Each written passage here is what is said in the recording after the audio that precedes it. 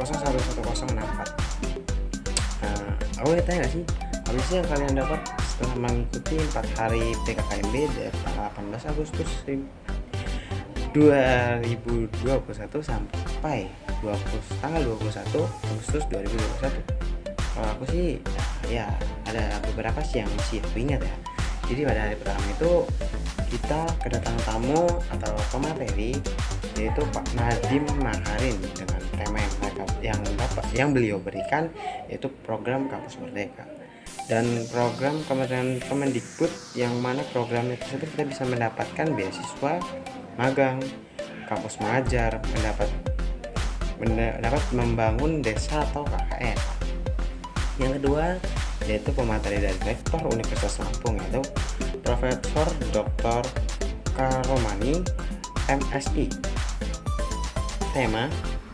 Temanya yaitu pembinaan gerakan nasional revolusi industri 4.0 dan kenormalan baru. Dan ada beberapa program yang beliau sampaikan, yaitu seperti program PKKMB merupakan tahapan mahasiswa untuk masuk kepada kehidupan universitas yang mana berbeda dengan masa SMA. Dan yang kedua itu ada revolusi mental ala Bung Karno. Wow, sangat luar biasa ya sepertinya. Yang ketiga itu perkembangan revolusi industri. Nah, ini ada beberapa materi, yaitu seperti 1.0 terjadi perubahan besar-besaran di bidang pertanian, pertambangan, transportasi, sehingga memiliki dampak yang mendalam di bidang ekonomi. Dan ada lagi 2.0 ditandai dengan kemudahan pembangkitan tenaga listrik dan motor pembakaran. Dan 3.0 berisi tentang revolusi industri, waktu dan ruang tidak lagi berjarak. 4.0 manusia telah menemukan pola baru ketika disruptifkan teknologi hadir begitu cepat dan mengancam keberadaan perusahaan-perusahaan incumbent. 5.1 dapat diartikan sebagai suatu konsep masyarakat yang berpusat pada manusia. Nah, itu saja itu yang dapat saya ingat pada PKKMB hari pertama. Dan pada PKKMB hari kedua yaitu membahas tentang pengelolaan perguruan tinggi di era kenormalan baru. Salah satunya yaitu menyelenggarakan Tridharma PT yang berkualitas dan relevan. Juga di situ kita membahas tentang COVID-19, yaitu coronavirus. Dan di situ membahas kayak bagaimana atau tindakan kampus untuk menyikapi adanya virus COVID-19. Dan ada 4 tanggapan atau cara untuk menyikapi COVID-19 agar kita sebagai mahasiswa dapat belajar, yaitu membentuk Satgas COVID-19, perkuliahan online, vaksinasi, dan BPJS Kesehatan.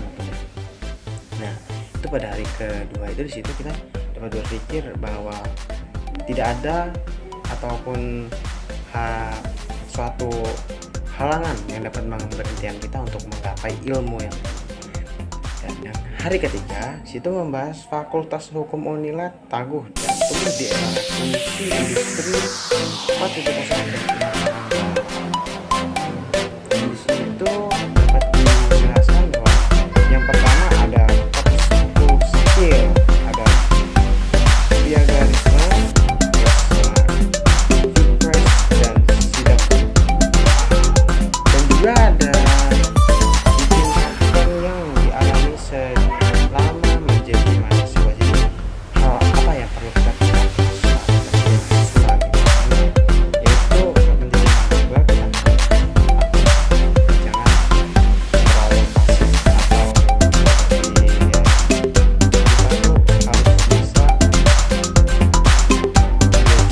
jangan terlalu pasif dengan satu hal, jangan monoton. Kita harus bisa membagi waktu, menggunakan waktu secara efisien agar kita tidak tertinggal oleh orang lain, atau bahkan kita harus bisa lebih dari mereka semua. yaitu juga ada hard skill plus soft skill, terus juga ada sarjana hukum dan alumni sukses. Cukup menarik. Terus juga ada 3 materi.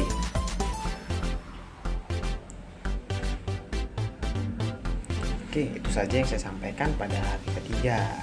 Hari ketiga itu cukup singkat ya, karena itu juga kebetulan pas hari Jumat, jadi tidak terlalu banyak materi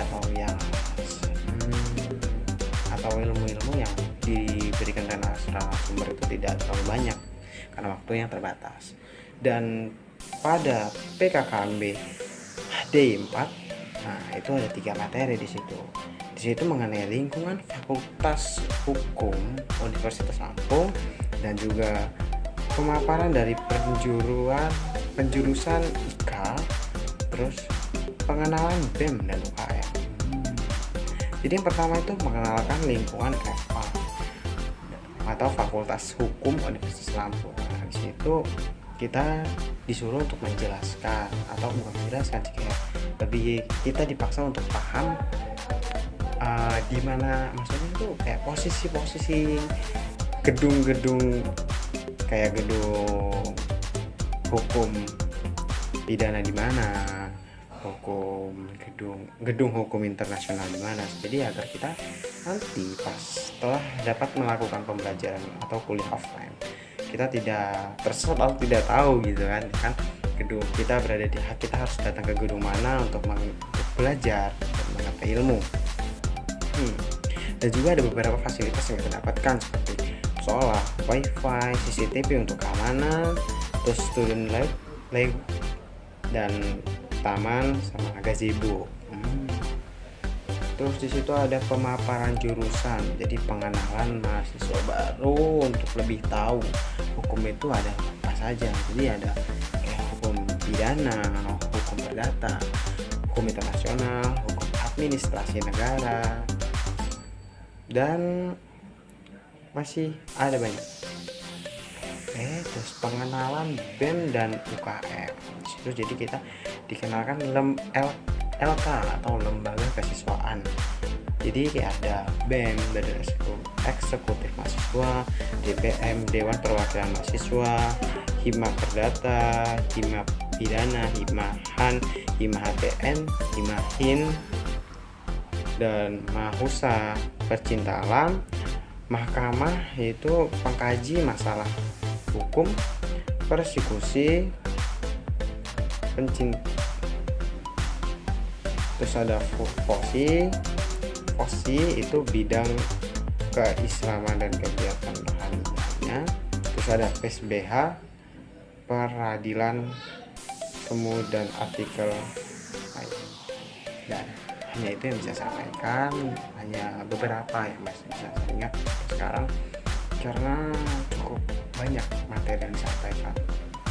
Jadi kita harus, yang penting kita tidak boleh pernah berhenti untuk belajar dan jangan pernah merasa malas untuk menggapai ilmu.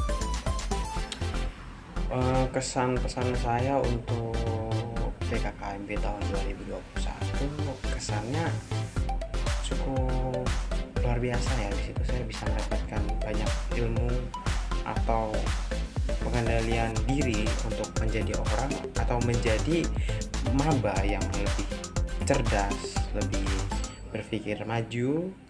Dan di situ saya juga dipaksa untuk berubah dari jiwa-jiwa SMA yang selalu malas-malasan, dan di situ kita dipaksa untuk selalu kreatif, inovasi, tidak harus fokus pada satu hal.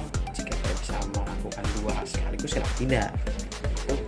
Terus buat pesannya untuk PKKMB berikutnya itu semoga waktu yang diberikan untuk melaksanakan tugas itu lebih banyak lagi, ataupun ya untuk diberikan jadwal lebih pastinya.